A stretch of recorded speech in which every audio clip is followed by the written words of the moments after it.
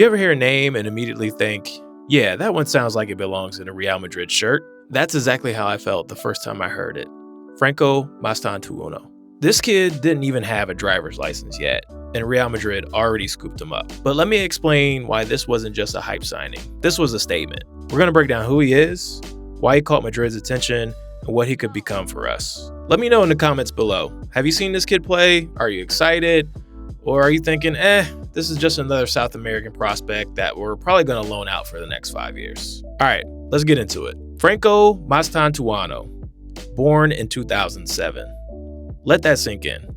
Some of y'all were sending tweets about Mesut Ozil while this kid was still learning to tie his shoes. He's a left-footed attacking midfielder who plays with that classic Argentine confidence. Think Mini Di Maria meets early Fabregas, but with a left foot that's just different.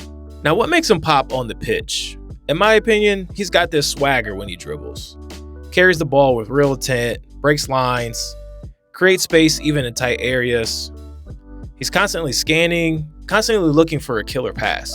And he doesn't shy away from a shot either. The kid's got vision, technical ability, and what I like most, he's fearless. Which, let's be honest, is kind of required if you're playing for River Plate at 16 years old. Oh yeah, and did I mention he's the youngest player ever to debut for Argentina in an official match? That's not just hype, that's history. That shows the level of trust and responsibility he's already earned from the national team. And it's not just fans who rate him. The former head of scouting at River Plate said the following: Mastantuono is the heir to the number 10 of the Argentine national team. He's the prototype of the European footballer. I always said he was meant for Real Madrid.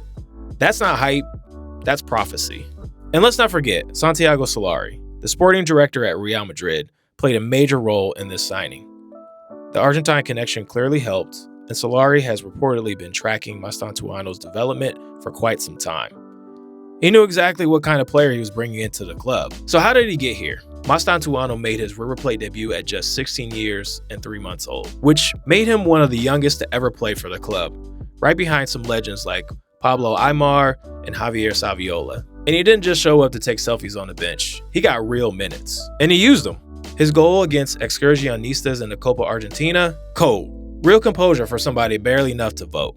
In just a few appearances, he showed one thing every Real Madrid scout looks for: personality. Not just talent, not just work rate. He plays like he knows he belongs. That's rare.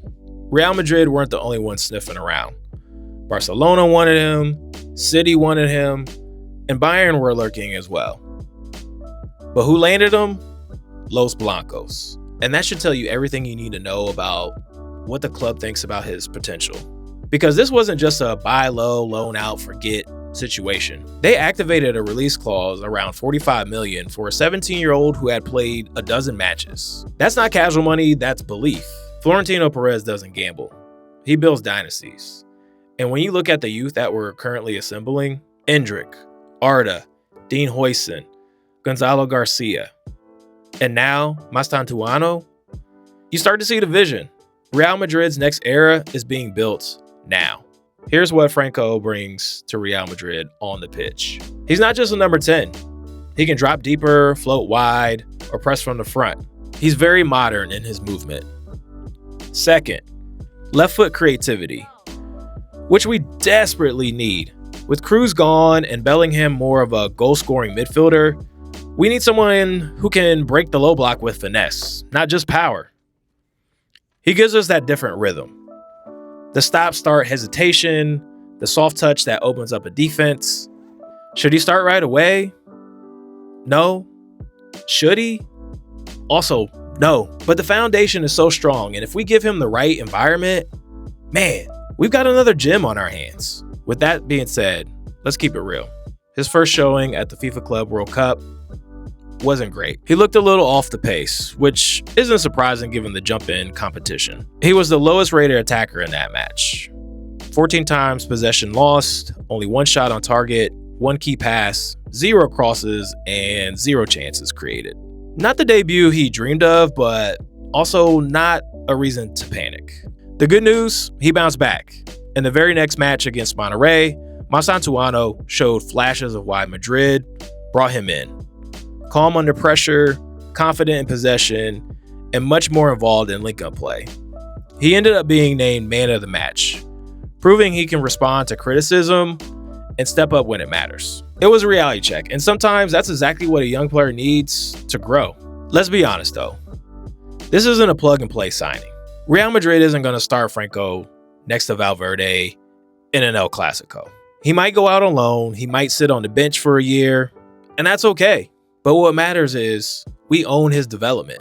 We got control. And with Xabi Alonso likely at the helm for the next few years, this is the perfect setup for someone like Mastantuono to learn from the best, grow, and eventually make his mark. And when he does, remember the name, because this kid, he's going to cook in Europe.